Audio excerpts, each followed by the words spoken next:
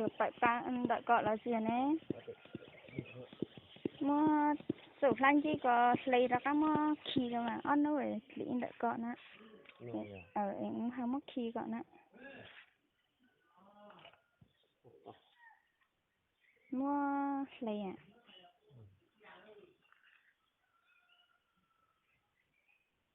mình thấy kia rất là hot mà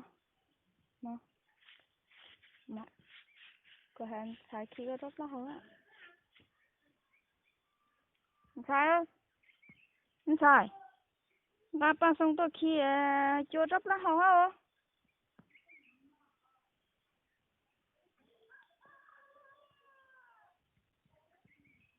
cái khất của nhất tàn rồi giống nó tôi nán rồi nó nhất rồi giống có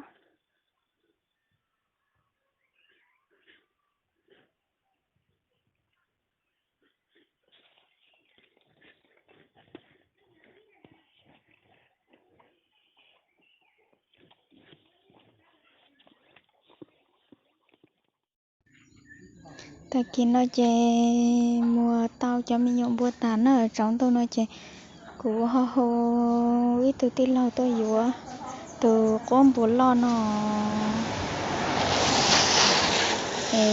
chạy thò lại ban đề nữa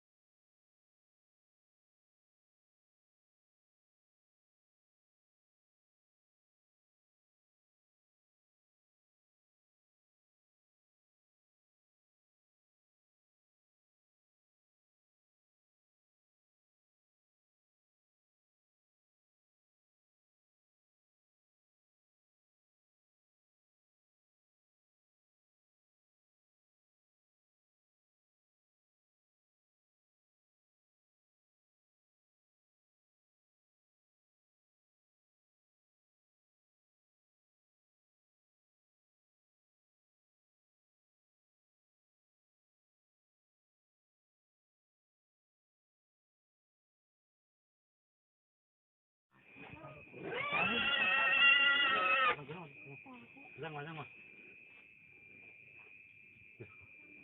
cái tụi bạn đẩy ra họ cháu đấy phải đợi không muốn cái gì đâu mà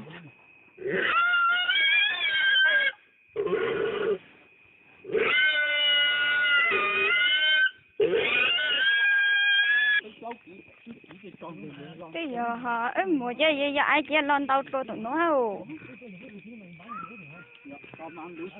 ha làm chuyện này dốt cha một thằng giao con thôi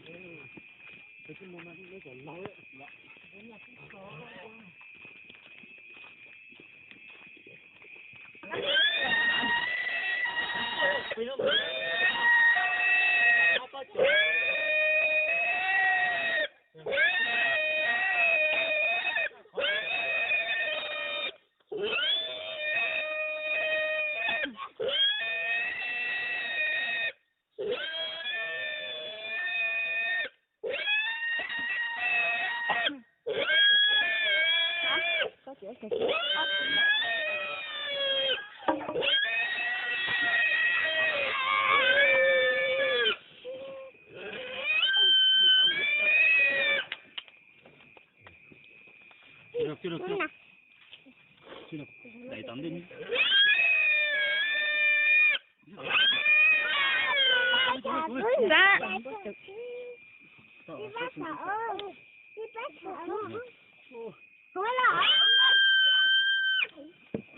Một cái chữ ít trang tận đây thôi. Ừ, thế mà được rồi, ổn chưa? Được. Chọc cái kia, giờ cái kia thành cái gì? Được rồi. Thấy chưa? Bây giờ có tao mà chọc. Chậu. Đi lấy cho chậu rau rồi. Chưa áo kỹ rồi. Bây giờ. Chuẩn bị đúng.